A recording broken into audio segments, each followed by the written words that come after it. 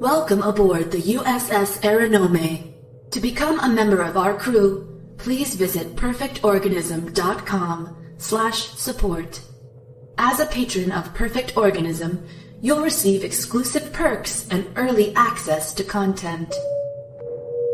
Incoming audio transmission received. Please proceed to Subdeck 3 to begin playback. Thank you, and welcome aboard.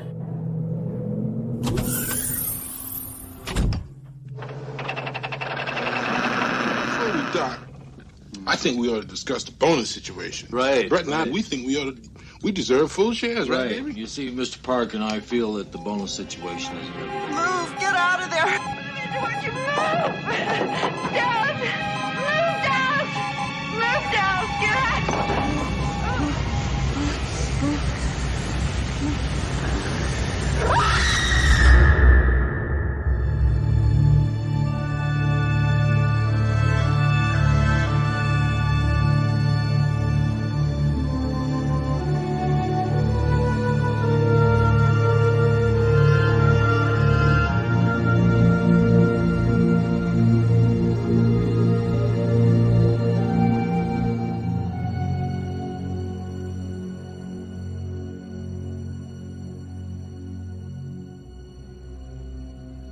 Welcome to What the fuck was that?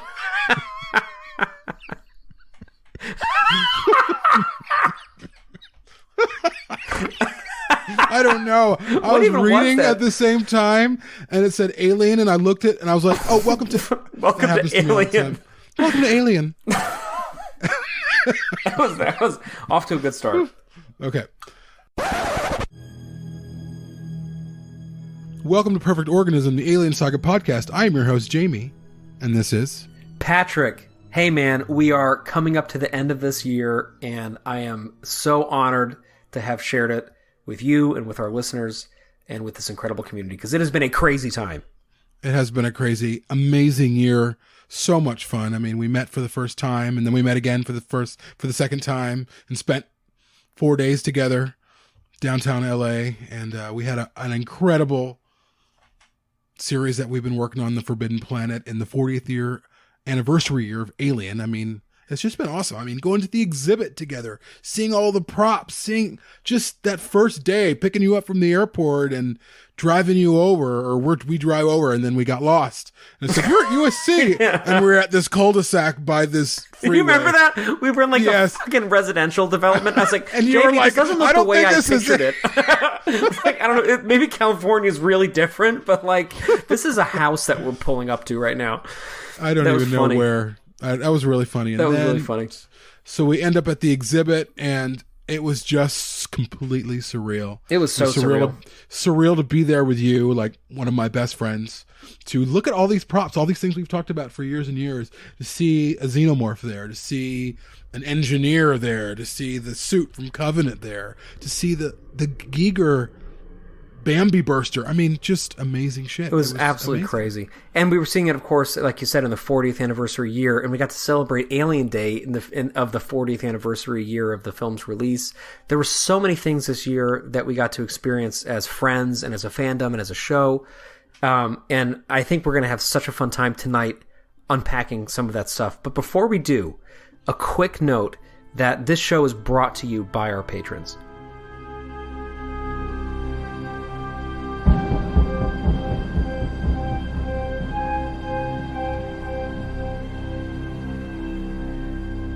And we are so incredibly lucky to have a really loyal group of a couple dozen patrons who support this every single month and allow us to do things like produce audio dramas. We're hoping to produce another one.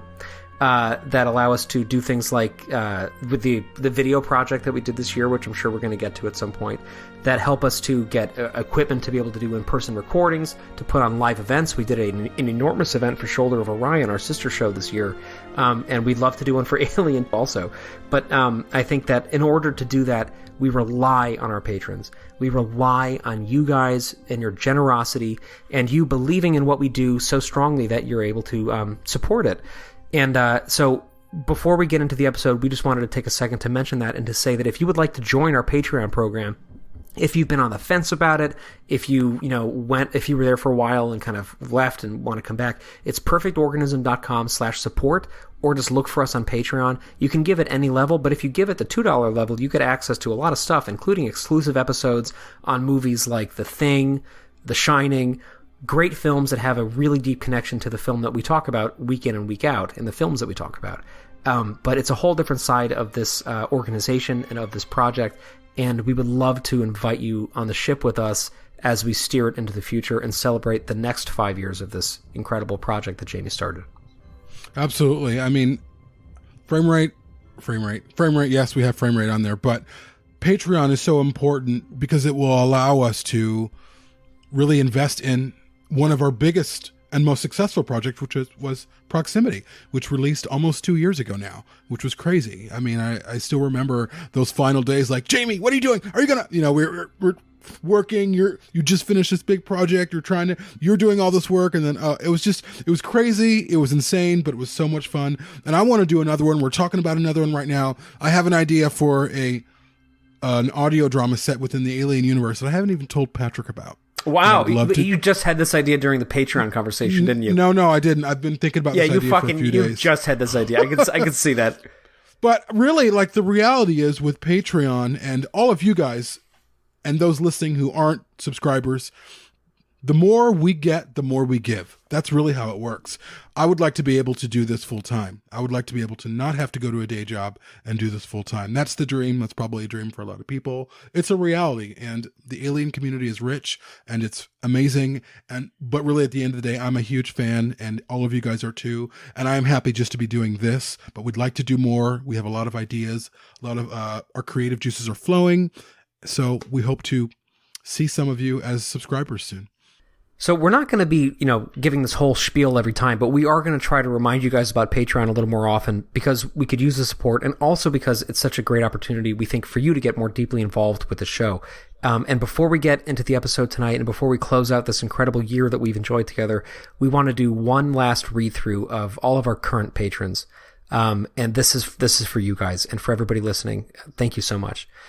So Sethicus 0480, Dan Ferlito, Patrick Ayub, Zachary Rice, Darren Gold, Paul Goodfellow, Nathan Gribble, Brendan Lutmer, Nigel Carroll, Richie Ammons, Steve Appleman, Mike Dennis, David Benson, Tim Hazeldine, Ken S., Peter from the Midwest, Alexander Gates, Carla Rosa, Rick Howard, Ali Egan, Noah Howard, Xander House, Dom, Stephen Bischoff, Graham Kirk, and Craig Wright. And we also have a couple who donate without actually asking for any reward whatsoever, but they're still going to get a shout out. One of them is our very dear friend Clara, Mother 9000, and also Andy Eve. And I just want to say it's just incredible to be able to create content along with you guys, and thank you so much for that. Yes, thank you so much. It's just an honor. So let's get rolling, bitch. So Patrick, what are some highlights from this year for you in terms of Forbidden Planet and the 40th year of Alien being in the world? I think the one that obviously is the dominant highlight for me was getting to hang out for the first time and getting to do PO live together. I thought that was just such a trip. I mean, you have to understand, people who are listening to this, Jamie and I talk every day at some length, and probably I don't think there's been a day really that has gone by where we haven't spoken since we've, become really good friends like 3 years ago or whatever it was. So, we're very present in each other's lives. But what's interesting about podcasting and about social media and the internet, obviously, is that it's not a physical medium, right? So you get these really deep friendships with people, but you don't get to actually hang out. And Jamie and I live in opposite sides of the country. We're in very different time zones. As we record this, it's past 11 o'clock for me. It's a totally different rhythm of life, but we got to actually hang out in person and got to experience just the simple joy of just talking and not having to go run and do a million things or having to get off because it's too late, but just getting to go drive around, go to In and Out, and go see in a car wreck, get a minor accident.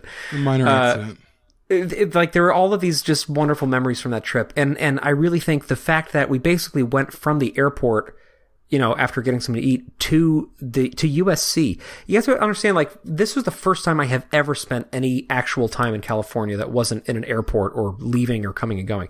Like, to me, getting to like see one of my best friends in person and hang out, getting to go to a state that I've never actually like spent any time in, but I've obviously heard so much about, and so much of my life because of my love of film has been wrapped up with, getting to go to Hollywood and getting to go into actual downtown Los Angeles, and then going all the way through the fucking 405, which is, getting to see the highways that we always hear about in person, and then getting to go to fucking University of Southern California, which is a place that is just so steeped in legend.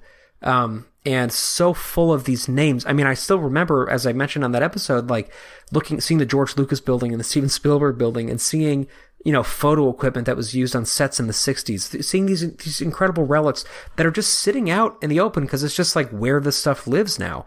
And in one of those small wings, in one of those buildings, was a little patch of real estate that I had been wanting to see in person so fervently for such a long time.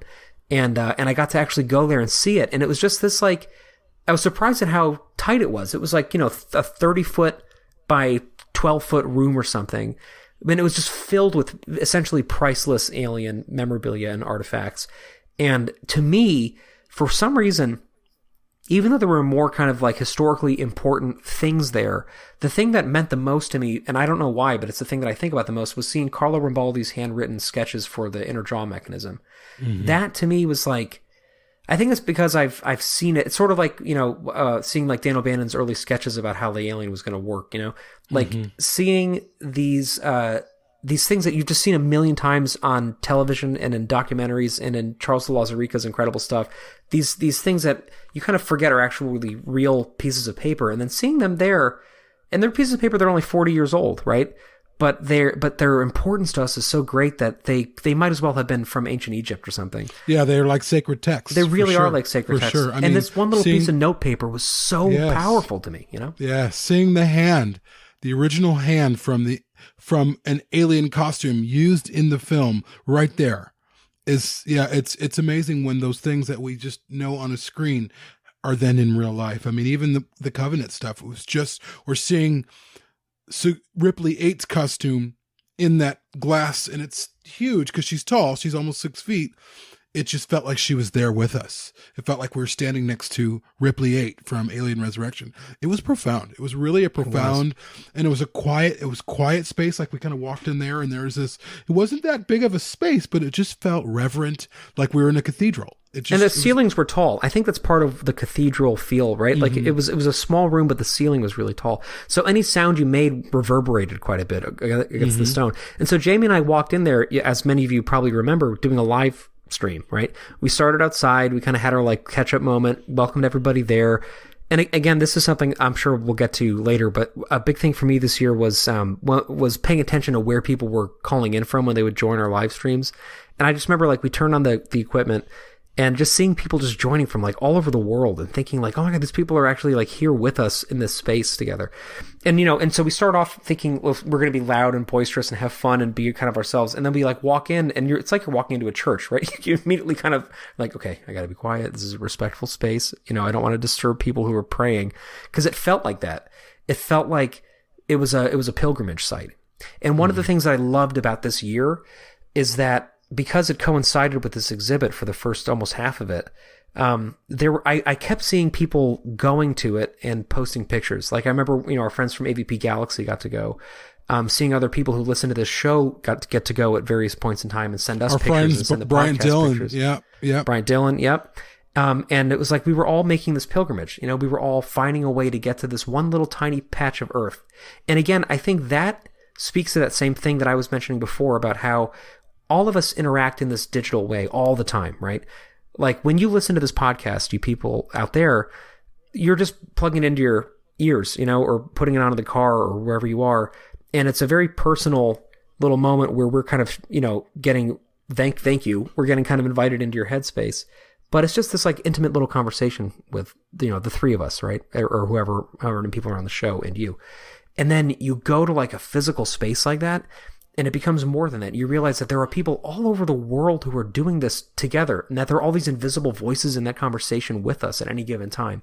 And seeing them kind of inhabit that physical place together was really powerful for me. Yeah, I can only echo those sentiments. It was really an emotional thing. I mean, I think part of it also was because you and I had known each other for years, but it only had met via Skype. And so here we are, you know, picking you up in my car and seeing you next to me in my car, like manifest. It was like, oh, he is real, you know? So then he's so tall. Such a big dick. How can one man be that attractive? I don't know. But then, so we're having this experience of we're connecting as people for the first time in real time. And then we take that new connection, you know, at least the real time version of it, and we enter into that space. It was really wonderful and it was really beautiful. I mean, I'm going to look back on this 10, 20 years from now. I'm thinking I got to see props from my favorite movies with one of my best friends. Totally. Like it was great. It was so special. And even the other things in that trip that we didn't even tell people about, like for example, you know, one of the things that we like to try to do when we hang out is see a movie, because that's like, you know, our common love, right? Or one of them. And we went and saw Alita of all movies while we were there, which is a movie that on the face of it, we thought we would love, right? We were kind of like excited to go see it, and we both fucking hated it. Oh, and I hated it. Getting to complain about it in real time with you, like in person, was so funny, because a lot of our best conversations, I feel like, are when we're kind of like either giving each other shit or giving something shit together. There's something really fun about that dynamic of our friendship, and getting to just like stay up with you after that movie and fucking make fun of it was like so much fun. It was great. Like to see a movie with you in the theater, because you and I are the same. Dan's the same way too, where a theater experience is like going to church. It's very reverential. It's very sacred. To me, it is. Like, that's why I can go to a movie by myself, because I'm not there for anything else except for to experience this hopefully good thing on screen. And I got to experience that tragedy with you. Yeah, it was not good. You know, I want to say something else too, looking back on this year. So going into that, what people didn't know about, because we hadn't announced it yet, was that we were days away from interviewing Diane O'Bannon. And that was something, because of course we did that, and then we sat on it for a while because it was an Alien Day release. And we'll get to Alien Day in a moment. But I have to say, we interviewed her like right before I got to Los Angeles. And I remember getting to talk about so much of the things that were in the exhibit with her before seeing it. And I felt like Dan's spirit was there with us in a very real and tangible way. And I think it's because we became in some way friends with Diane O'Bannon. We became like, we connected on a soul level a little bit in that conversation, you know? I mean, she's somebody who blew us away with how candid she was and how earnest and honest and just wonderful she was. And I just remember I was so nervous. You know, I don't get too nervous about speaking with guests, but Dan O'Bannon, again, talking about going to church, like that is sacred space for me. And we were going to be getting so close to him by talking to the woman who knew him better than anybody else, right? Mm-hmm. And I remember we called her up, you know, she picked up the call, and there was like silence for a moment. And I saw her image before, you know, we turned the video off. She was on the screen with us talking for a minute. And I was like, oh my God, that's Diane O'Bannon. And then the episode started, and that whole time I had that same feeling of like, this is a conduit to something so profound for us. And she is being so humble and open and kind with her time and with her, what must be really difficult, because he hasn't been dead for that long. I mean, he you know, he died, what was it, 10 years? Around 10 years ago. Like something like a decade ago at this point. Yeah. And she was so honest and open about it. Going to the exhibit and getting to see a lot of the things that she had mentioned, a lot of his handwritten notes, a lot of the sketches, because of course she was consulted with this and she helped provide some of his materials for this exhibit. She also did for memory, The Origins of Alien. Which I hope she doesn't hate us that we didn't like it. We love you, Diane. We love you so much. We really do. You were the heart of memory. It should have all 100%. Been about you and Dan. 100%. 100%. But I really felt like when we went into that cathedral-like space, that it was suffused with the spirit of Dan O'Bannon. And when I look back on this year in the future, on this 40th anniversary year, Dan O'Bannon is all over it.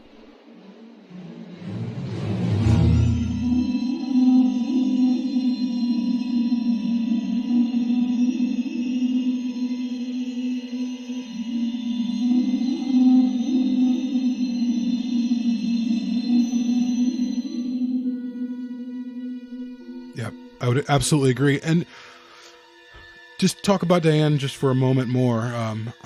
She's someone who I think about quite a bit, to be honest with you. I think about how is Diane doing? Like she was just so kind, and she took us into her space, her emotional headspace, and talked about her husband and humanized him in a way that we have never heard before. And that interview was exclusive to us. She hasn't given an interview like that to anybody else. She's been a part of other things, some 40th anniversary things, some like the documentary.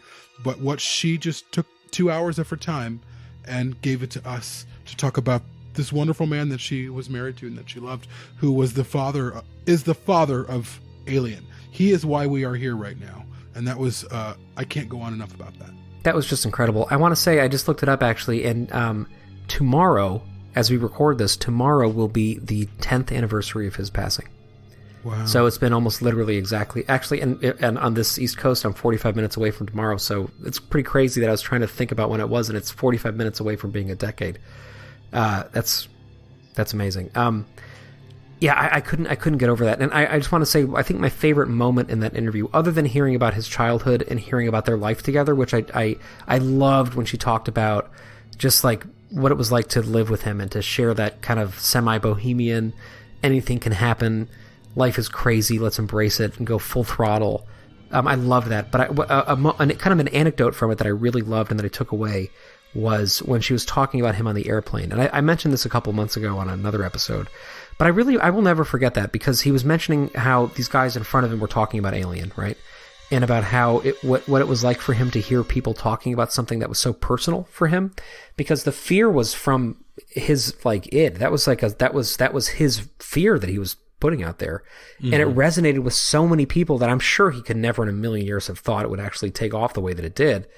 And he was sitting on an airplane hearing people talk about basically his own head. And I've never lost that image. The fact that this thing that was so personal to him, that was so subjective, has gone on to become so universally powerful for so many people.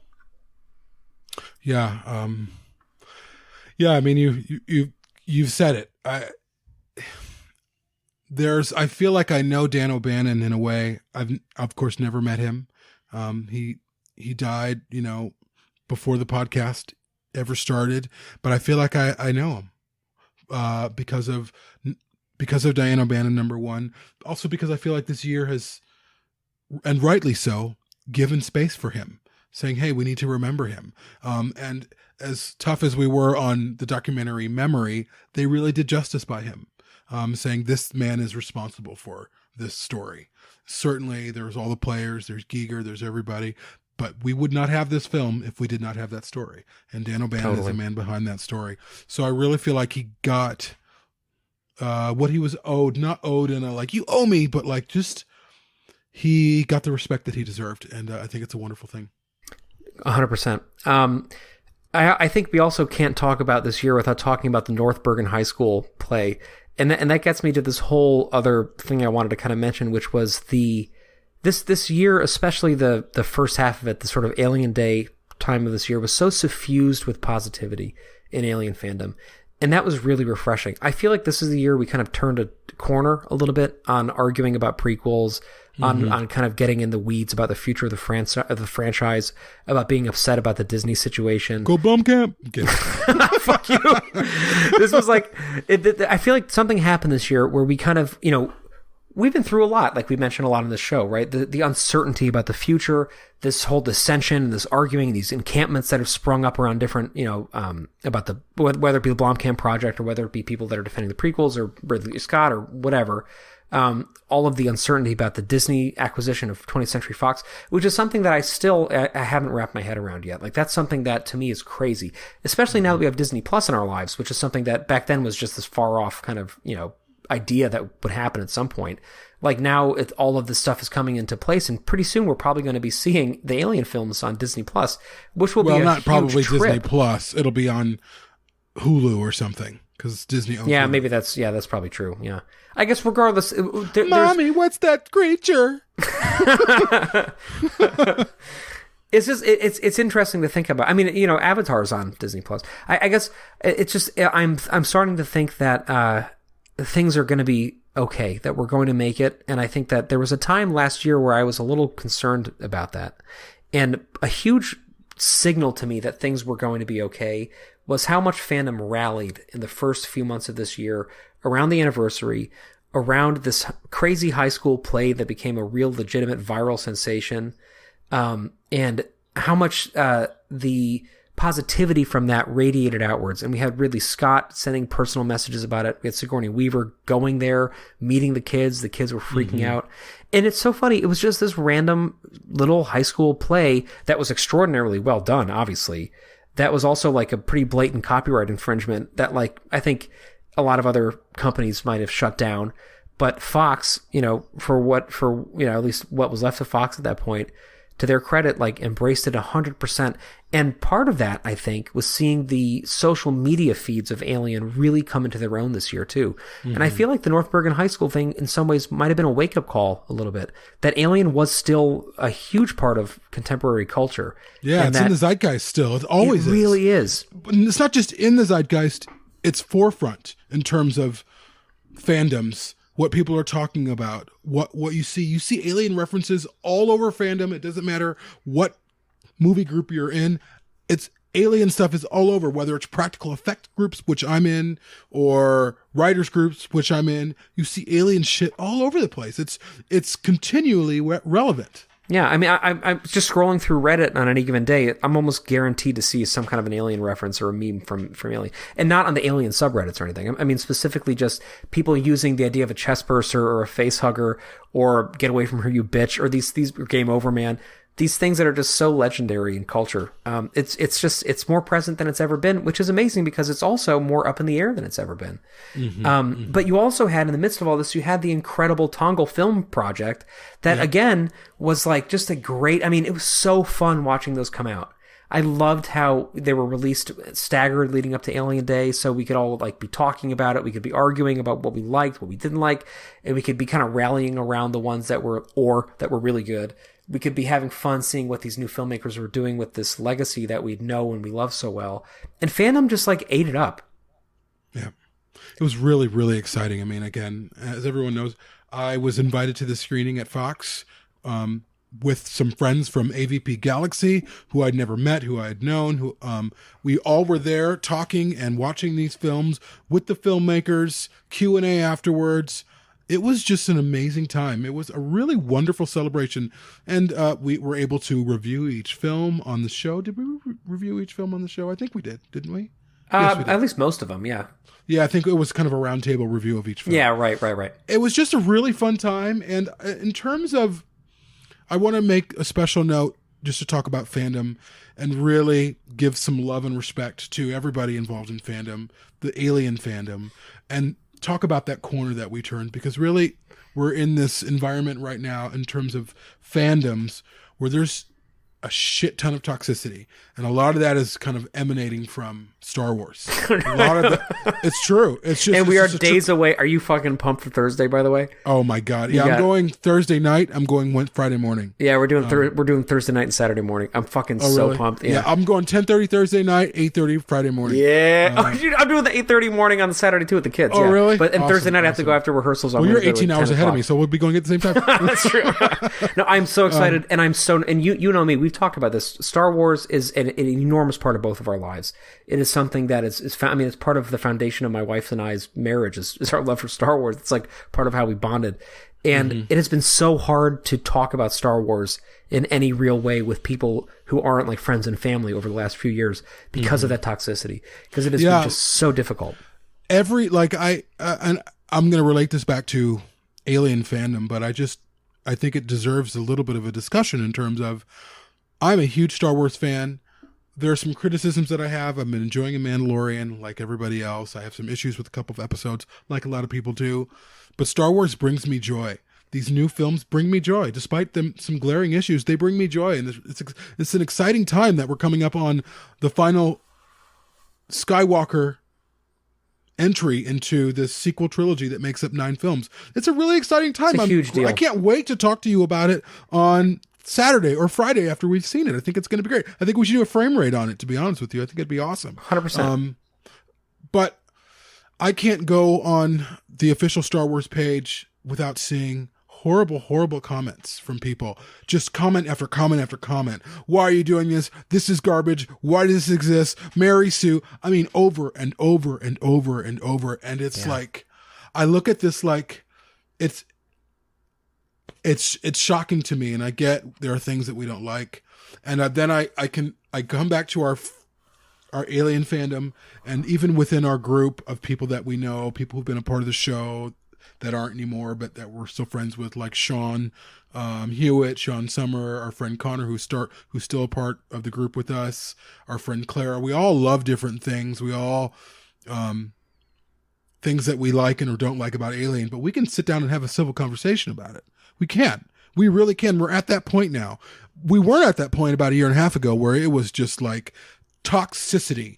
A lot of it coming from certain groups too, just gatekeeper groups, people saying, no, this is shit, whatever. And it was something and not only the anti-Ridley crowd, there's a lot of toxicity on behalf of the prequels and for sure. I mean, and that was actually in some ways I think more virulent as this year went on. Like, I really noticed the backlash against the people who were kind of hating on the prequels was in some ways even more violent. That was super weird. Yeah, it was weird where the reverse happened. So if you said anything negative about the prequels, you were attacked. Right. And we even had a couple of comments about the show. Like, we've been attacked. Can you guys ever talk about the prequels without someone saying I hate it? And for the record, no one said that on the show. And also, I'm like the guy who likes the fucking prequels. That's like why I got on the show in the first. I got on the show in the first place because I was like, Jamie, I want to like give people who enjoy these prequels a voice on this thing because I felt like there wasn't one. There wasn't one. Yeah. Right. And that was like how we got balanced, which was great. Right. The force was balanced. Oh my God, I'm so fucking excited. We're so close. You have the high ground now. But again, just to wrap that little portion up. Yeah. I'm so overjoyed to be in this Alien fandom. There is so much uncertainty. I'm dying to hear some type of streaming series release or a film announcement or whatever. And I'm sure that that's coming really soon. I feel like that's really coming soon, just with all of the hype that happened over the summer and all the attention that the New Bergen High School, was it called New Bergen? Mm-hmm. Yeah. All of the attention, the excitement from like news outlets all over the world. Alien is North Bergen, sorry. North Bergen, okay. Yeah. Alien is still king, and I know that we're probably very close to some type of announcement, and I'm ready for it, and I'm waiting. But it's also when you're in an uncertain time. There's a new, like right now, like just to let people know, for a couple of years we had contacts at Fox. One of those contacts, Steve Zerlin, invited me up there, as everyone knows. I reported on it. Great time. We have no contacts at Fox. Our friends at AVP Galaxy, essentially, I mean, we had no people working on certain properties that are relating to Fox, but we don't know anybody who's a part of the team at Fox now. Nobody does. We don't know who's in part of fan outreach. It's all of that exclusive contact information that we had is over. It's done. And we've tried to reach out to find out who's in charge, who do we talk to, who's our point person. Nothing. There's been radio silence. Nobody knows what's going on. Yeah. Even people working on projects currently for Fox do not know who's in charge.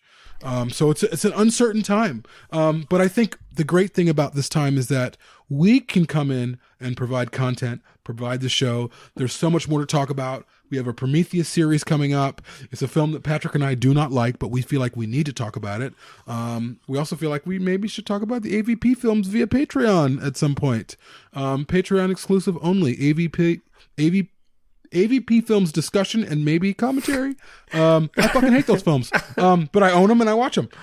I do not hate the first one. I actually like it, although I think it's I don't stupid. hate the first one either. The second one, I've as people know, I've only seen it one time, and it was opening night, and I have never seen it since. So that means we're going on 12 years.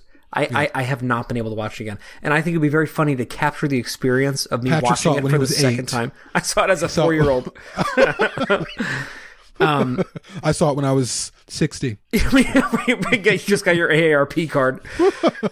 But moving on through the year, just briefly, I feel like we had all this positivity coming out of Alien Day, and it was such a galvanizing moment in fandom. And I really felt like that was just to me the narrative of this year, other than celebrating this legacy, was fandom coming out from all over the world together in celebration and in joining over things that we love together instead of focusing on the things that we disagree about.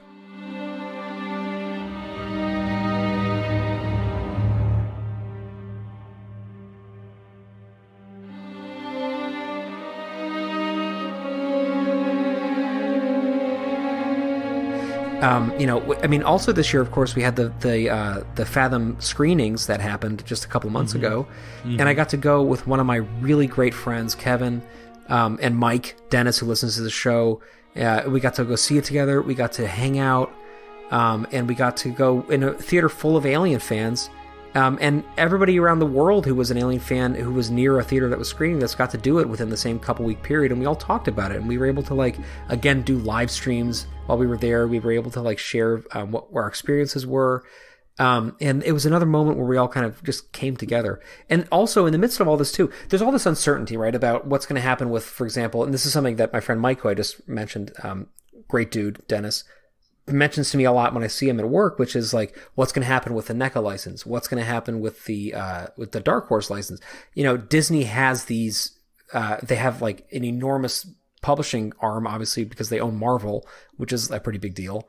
And there must be, deals they get to publish their comics through that, just like they do with Star Wars.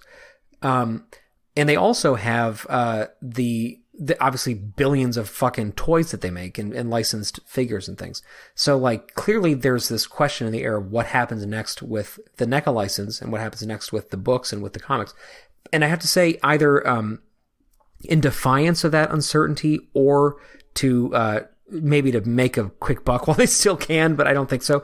All of those companies that I mentioned have been pumping out more and more than ever this year in terms of content. Right, we've had multiple Dark Horse smaller arcs that happened this year between Resistance and Rescue and all these other ones.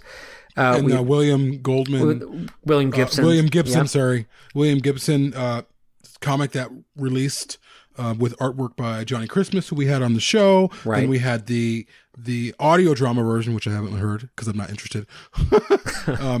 With You're not missing one. Michael Biehn and you listened? Michael Biehn and Lance Henriksen, which. Even if you're not a huge fan, it's out there. They were producing a lot of content. And it was a major thing. It was on Audible, right? It was directed by Dirk Maggs, who's super good.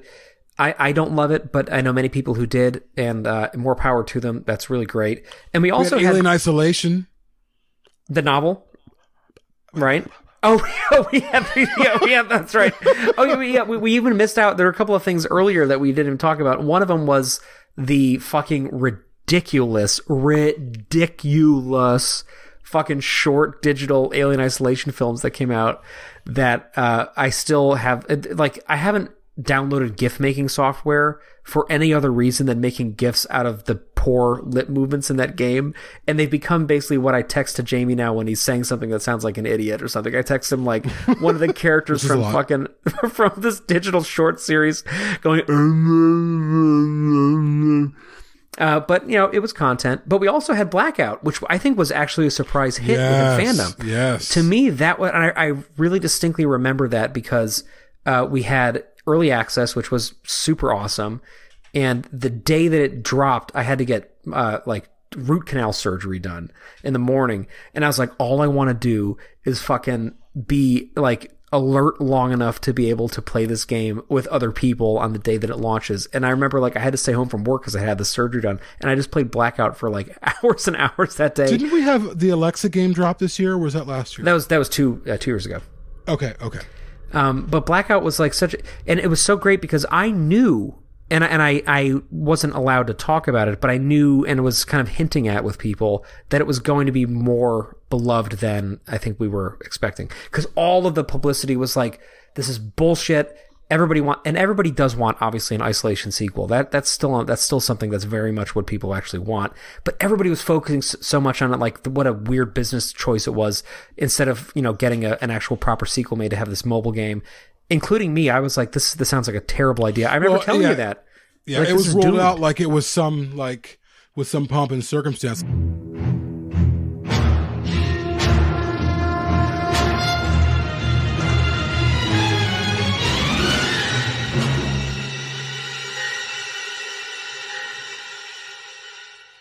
You know, it was also really great. I'm not much of a gamer. I downloaded it. I tried to play it. It really scared me. Like, I was feeling tense about being in that. It's super intense. Area. It's really intense. But you know what I loved about that whole time is that we were waking up in the morning or coming home from work and we were talking, hey, where are you at with the game? And we were all talking.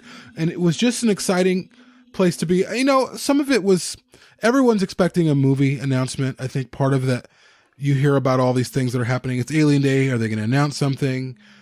And so there's an expectation where they're going to announce. We heard about a series for a long, long time. We got this covered. Ain't got shit covered. Over and over. Is there a series? Is there a series? What's happening? And some of the information we were hearing sounded legit, and none of that happened. But what we did get, really, everyone really rallied behind. The short films by Tongle were really, really great fun in terms of homage films. We got to interview the director, Ben Howdeshell, on the show about his short film, Alien Harvest. Fantastic. It was just a really lovely time. It was. And again, that positivity and that productivity carried through. We saw books getting dropped, like one after the other. We had the Isolation novelization by Keith DeCandido come out. I don't remember what month that was at this point, but it was earlier in the year. We had Alien Prototype drop. We had announcements about Alien Phalanx coming, which is coming out in a couple of months. We had the announcement that Alien Infiltrator by Weston Ochi was coming out also in 2020. We had all of these comics, like I was mentioning. We had the Rinsler book, The Making of Alien, which was another enormous hit. Another one that everybody pre-ordered, everybody ate up. I bought twice. You bought twice. You did your part. And it's something that has helped this show a lot as we, put the series together, because we had incredible firsthand research materials to draw on. But also, it's still on my desk right next to me right now. I love this book. I reference it all the time. And everybody else that I've spoken with feels the same way about it. It's an amazing treasure trove. And of course, we found out we're getting a sequel to it. We're getting the Aliens book from Rinsler as well. Hopefully we get an Alien 3 book too. Wouldn't that be amazing? If anybody is listening to this at Titan, please give us an Alien 3 book. He's going to say fucking Alien 3 book. I was going to say, I'm dropping no too many making F-bombs. of Alien 3 anything. There's no book. There's no little anything. There's no Alien 3 anything available in terms of, except for just the movie and the documentary, which was done by Charles de Lozarica, who was awesome. Yeah. Which, by the way, we are going to do a Prometheus series coming up, and we'll probably have Charles back on to talk about his experiences on that film.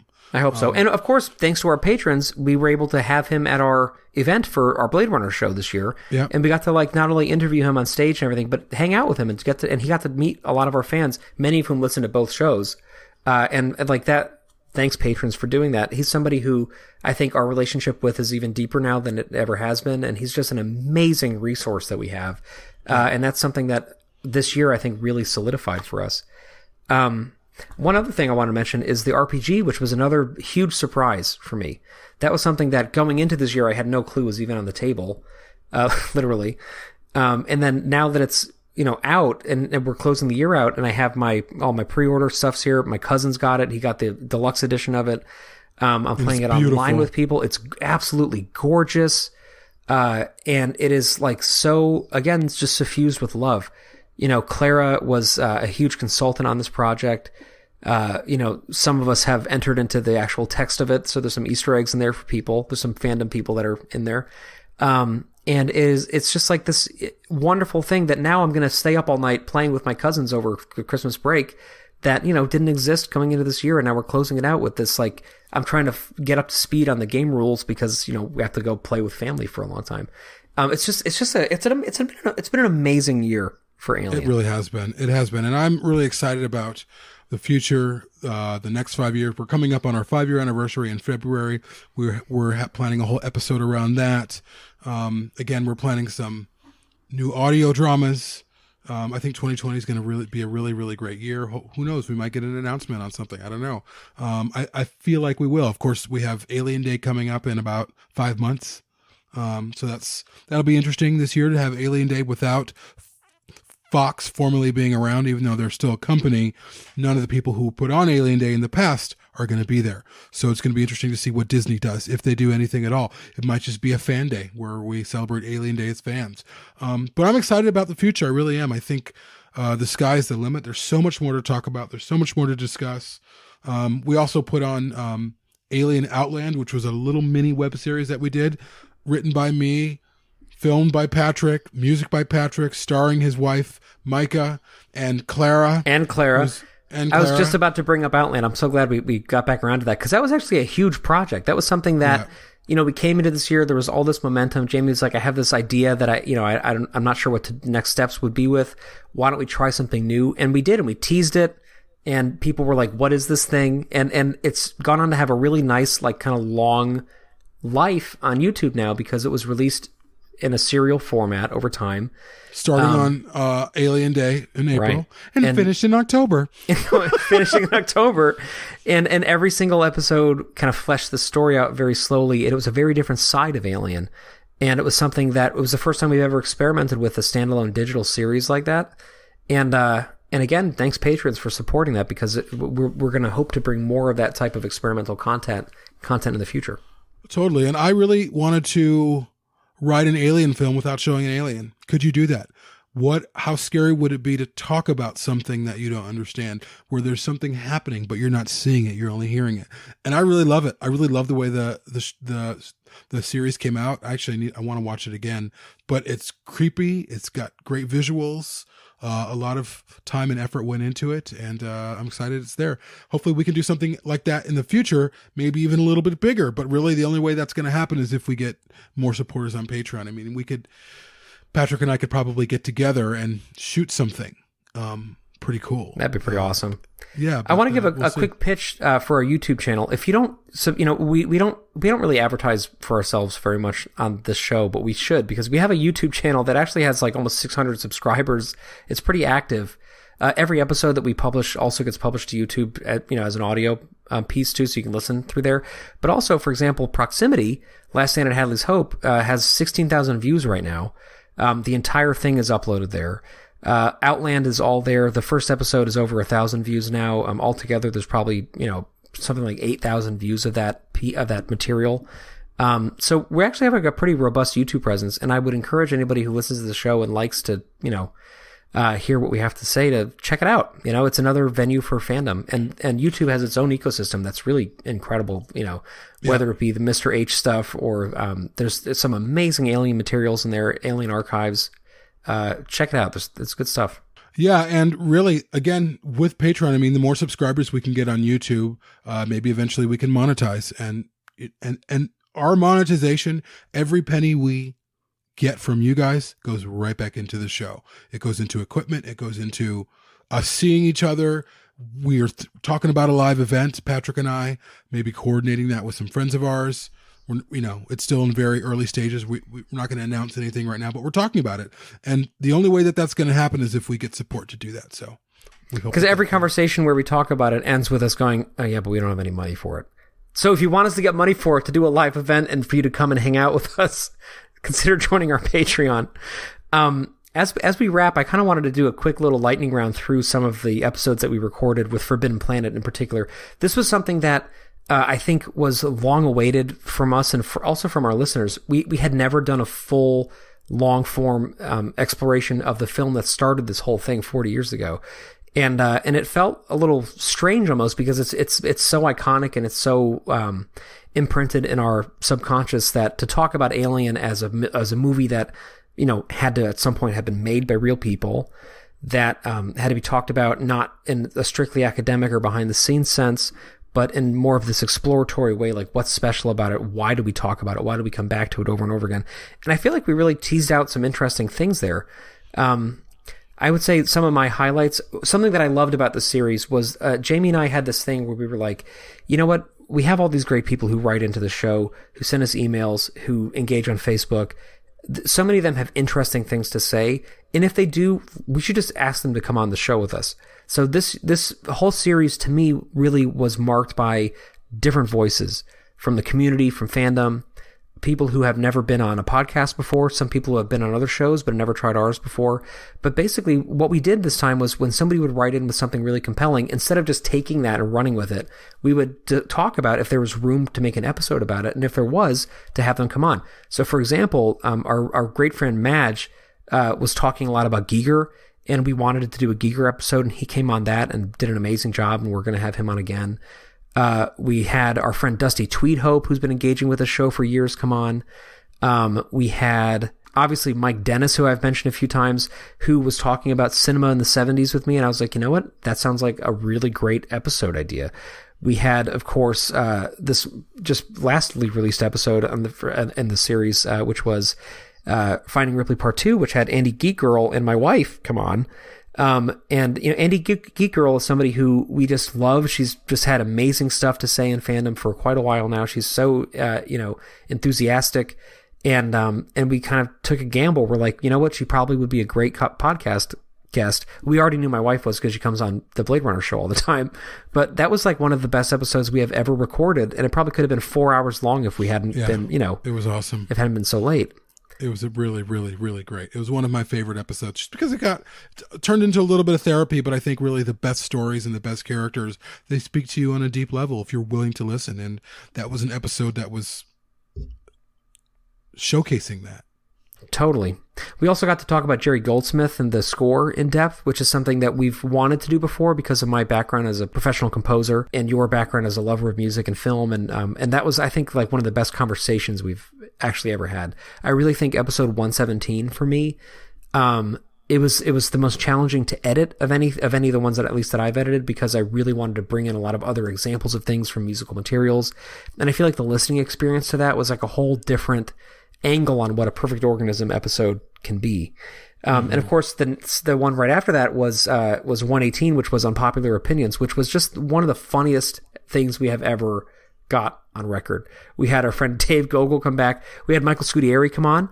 I think that was his second time on the show. Another new voice in fandom to have on the show, who has gone on to become a great friend of ours. He's contributed artwork for things. Just he an runs awesome Ash, dude. Fan Fiction, which is Ash an original hand-drawn comic. It's not photoshopped or anything. It's all hand-drawn. It's amazing. Yeah. Another notable episode we had was our friend and admin Connor Murdoch, who's been on the show many times. He was able to interview a gentleman named Stevie Douglas. Yeah. Stevie J. Douglas. And Stevie J. Douglas is the director of the unfilmed script, the original story that Vincent Ward wrote before it became what we saw in Alien 3. And so this story was produced by a production company and turned into a stage play. And what I've seen of the visuals, I hear it's going to be available on YouTube soon. It looks amazing. I think it was produced by a company called Productions on a Shoestring or Shows on a Shoestring or something like that. Connor talked to him for a long time. That's something I can't wait to watch it. So maybe we can discuss it after we've seen it. That's fodder for another episode. Maybe we can have Connor on again. But again, just another notable episode and a notable production in a year with the Alien production in North Bergen High School. I mean, so many things happening. These films are so important to people. These films and even iterations of them continue to speak to people on a daily basis.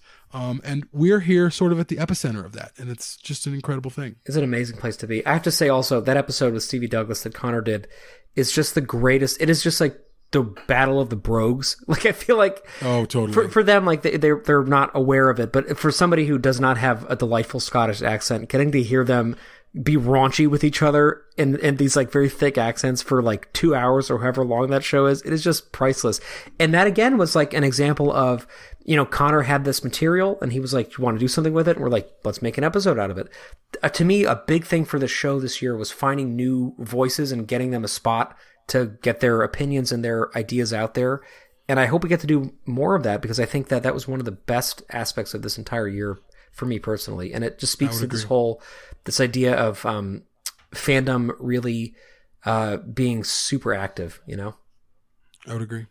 So it's been a really great year. It's been a great year to finally meet Patrick and spend multiple days and nights with him and his wife, and the exhibit, everything that we talked about, just the excitement of the fans, where Fandom is, being at the center of that, offering great content, meeting great people. And we've done all this with you guys, our listeners. We're sharing all of it with you, and we are so honored for the success of this show. This show is really, really successful. It's successful more than my wildest dreams. And it's just great it's great to be here. And we're entering the 5th year anniversary of this show. So there's going to be a lot of stuff on that next year. You're going to notice it's 5 years since Jamie started this. And we're about to roll over 200,000 downloads. That might even be this episode that does it, which is just astounding. The level of engagement. I mean, Inga obviously needs his own whole separate episode. That's just a shout out to how amazing that guy is. Oh yeah. But he's just just brought so much to our social media feeds and to our fandom, and he's such a big part of our show and of our lives. And this year, I feel like he really kind of just elevated what we had to do visually to a whole new place. I feel like there's been so much growth in the next 5 years. I can't even imagine what that's going to be like. But we're so glad that we're going to have everybody listening to this with us on that journey. Yeah. Thank you, everybody. Thank you. We'll see you in the new year. Merry Christmas. Happy New Year. Yep. And we're going to sign off for the year with this episode. We will be back after a few weeks off with some new content and some new shit. So we will see you guys in 2020.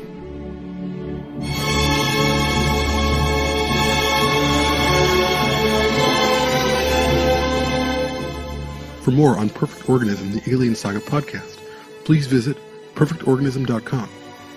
Perfect Organism is available for listen or download through Podbean, iTunes, Google Play, TuneIn, and Spotify. If you'd like to support the show, please visit perfectorganism.com/support. Thank you.